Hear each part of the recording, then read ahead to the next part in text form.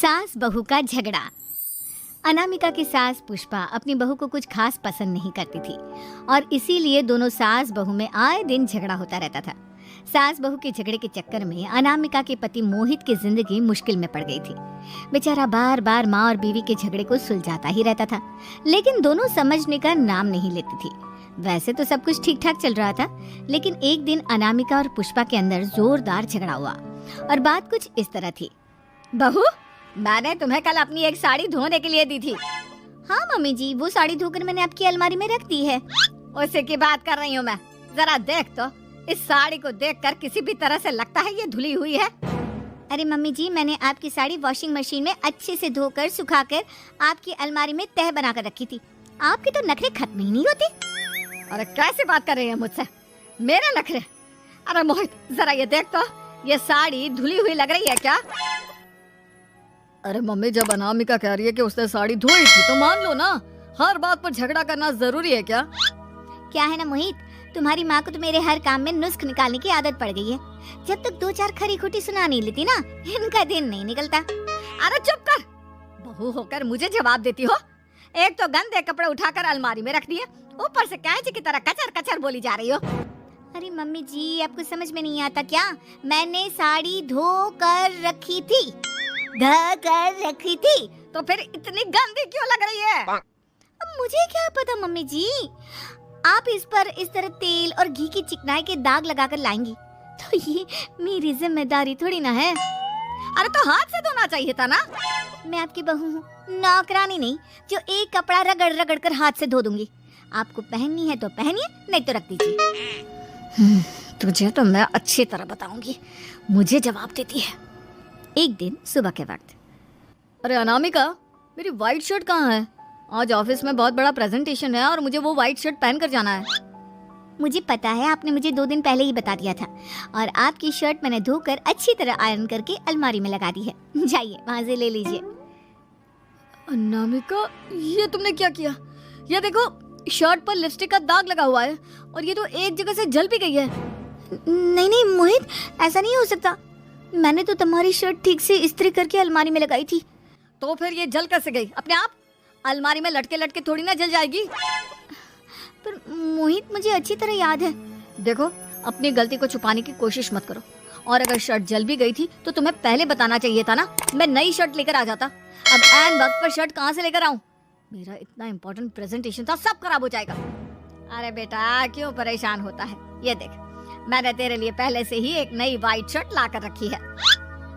लेकिन मम्मी, आप मेरे लिए व्हाइट शर्ट क्यों लेकर आई? अरे मुझे पता था तेरा प्रेजेंटेशन होने वाला है और अपनी इस बहू पर तो मुझे बिल्कुल भी भरोसा नहीं। क्या पता मेरी साड़ी की तरह तेरी शर्ट भी गंदी करके रख देती। और देख, वही हुआ ना। बेटा, सारी टेंशन छोड़ और ये नई शर्ट पहन कर जा। थैंक यू मम्मी, आज तो आपने बचा लिया मुझे। कुछ दिनों के बाद, अरे अनामिका, जानती हो, ऑफिस में मेरा जो दोस्त है ना अमर, आज उसका बर्थडे है और उसे तुम्हारे हाथ का चॉकलेट केक बहुत पसंद है। थोड़ा सा बनाकर टिफिन में रख दो ना प्लीज। हाँ हाँ, क्यों नहीं। मैं बहुत अच्छा केक बनाकर आपके दोस्त के लिए रख दूंगी।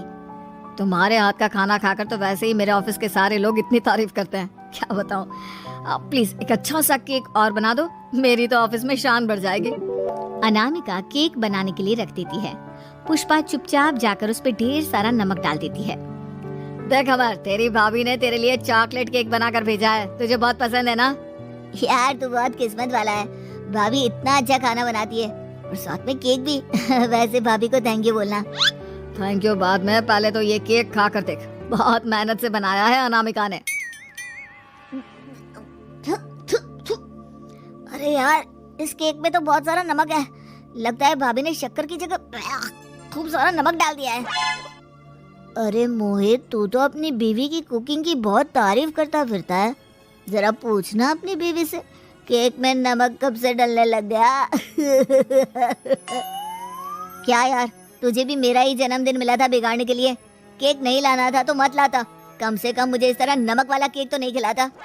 अरे नहीं यार, अनामिका ऐसा नहीं कर सकती, जरूर कुछ गड़बड़ हुई होगी। घर जाने के बाद, अनामिका, अगर तुम्हारा केक बनाने का मन नहीं था तो ना बनाती, लेकिन मेरी बेइज्जती करवाने की क्या जरूरत थी? अरे आपकी बेइज्जती, ये आप क्या कह रहे हैं?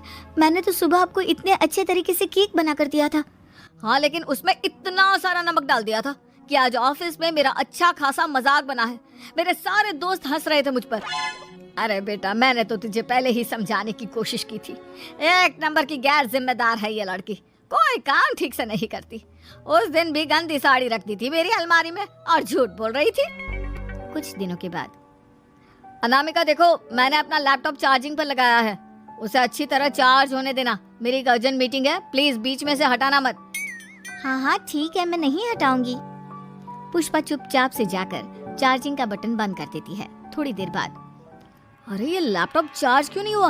और ये बटन किसने ऑफ कर दिया? अनामिका, इधर आओ। क्या हुआ? क्यों चिल्ला रहे इतना? अनामिका, मैंने तुमसे कहा था ना, मेरा लैपटॉप चार्जिंग पर लगा हुआ है, मेरी अर्जेंट मीटिंग है। तुमने इसका स्विच ऑफ क्यों कर दिया? अरे मैंने ऐसा कुछ नहीं किया, मैं क्यों स्विच ऑफ करूंगी? कुछ दिनों से देख रहा हूँ अनामिका, तुम मेरा हर काम बिगाड़ देती हो। देखो, ये अच्छी आदत थी। कम से कम तुम्हें इस बात का तो ध्यान रखना चाहिए था कि मेरी कितनी इंपॉर्टेंट मीटिंग थी। अब क्या करूंगा मैं? आई एम सॉरी मोहित, लेकिन सच में मैंने जानबूझकर कुछ नहीं किया। अगर जानबूझकर नहीं किया तो क्या सब कुछ अपने आप हो जाता है? कभी मेरी शर्ट जल जाती है, कभी केक में नमक डल जाता है। आप मेरी बात क्यों नहीं सुनते? मैंने जानबूझकर कुछ नहीं किया। फिर से वही बात। अरे कितनी बार तुम्हें समझा चुका हूँ, इस तरह मेरा काम बार बार मत बिगाड़ा करो। तुम जानती हो मुझे कितनी प्रॉब्लम होती है। ऑफिस में तो पहले ही बेइज्जती करा चुकी हो, और अब ये मीटिंग, ये भी मेरे हाथ से निकल गई।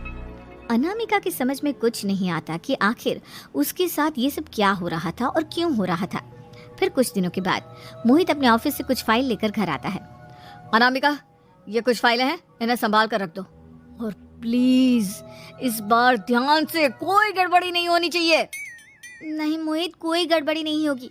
मैं सारी फाइल्स अलमारी में लॉक करके रखूंगी और चाबी अपने पास रखूंगी। अनामिका, जरा अलमारी की चाबी तो देना। क्यों मम्मी जी, आपको क्या काम है? उसमें मोहित की जरूरी फाइल रखी है और मैं नहीं चाहती कि इस बार कोई भी गड़बड़ हो। पता नहीं, कुछ दिनों से हर काम खराब हो जाता है। अरे मुझे उसमें से पैसे निकालने हैं और उसके बाद ले लेना अपनी चाबी। मैं खा नहीं जाऊंगी तुम्हारे पति की फाइल। अनामिका को अपनी सास पर शक होता है। चाबी देने के बाद वो चुपचाप छुपकर अपनी सास की हरकत देखती है। ये फाइलें उठाकर डस्टबिन में डाल देती हूँ, फिर देखना कैसे मोहित इसकी खबर लेगा। इस बार तो छोड़ेगा नहीं इसे। वैसे भी पहले मैंने जो कुछ भी किया है उसकी वजह से अच्छी खासी डांट पड़ी है, मजा आ जाएगा। अच्छा, तो ये बात है। सारा काम मम्मी जी बिगाड़ देती हैं, वो भी इसलिए क्योंकि मेरा उनसे झगड़ा हो गया है। सास के जाने के बाद अनामिका मोहित को बुलाकर लाती है। क्या हुआ अनामिका, क्या दिखाना है? ये देखिए, आपकी फाइल डस्टबिन में पड़ी हुई है। इसीलिए तो कहा था संभाल कर रखना, और तुमने उठाकर ये फाइल डस्टबिन में डाल दी। मैंने नहीं, तुम्हारी मम्मी ने डाली है, मुझसे बदला लेने के लिए, ताकि तुम मुझे डांटो। और अगर मैंने डाली होती तो मैं तुम्हें दिखाने के लिए बुलाकर तो नहीं लाती ना। सही कह रही हो, मैं अभी मम्मी से जाकर बात करता हूँ। थोड़ी देर बाद, मम्मी सच सच बताइए, मेरी फाइल अलमारी में से निकालकर डस्टबिन में आपने डाली थी ना? अरे अपनी माँ पर इल्जाम लगाता है, शर्म नहीं आती तुझे? मैं इल्जाम नहीं लगा रहा हूँ मम्मी, जो सच है वही पूछ रहा हूँ। आप जल्दी से बताइए आपने ऐसा क्यों किया? अरे तो क्या करती, तेरी बीवी मुझसे झगड़ा करती है, उल्टे सीधे जवाब देती है, मुझे उससे बदला लेना था। अरे मम्मी, लेकिन आप दोनों के झगड़े के चक्कर में मेरा कितना नुकसान हुआ है, ये कभी सोचा आपने? मम्मी जी, अगर आपका बदला पूरा हो गया हो तो आइंदा ऐसी कोई हरकत मत करना, क्योंकि अब आपकी सच्चाई हमारे सामने आ चुकी है। यह तो वक्त ही बताएगा मैं क्या करूंगी और क्या नहीं। मम्मी जी, कहा ना आप ऐसा कुछ नहीं करेंगी। अरे मेरी जो मर्जी आएगी वो मैं करूंगी। मेरा सर घूम रहा है, सास बहू के झगड़े में मेरी जिंदगी का तो कचरा हो गया है, कचरा।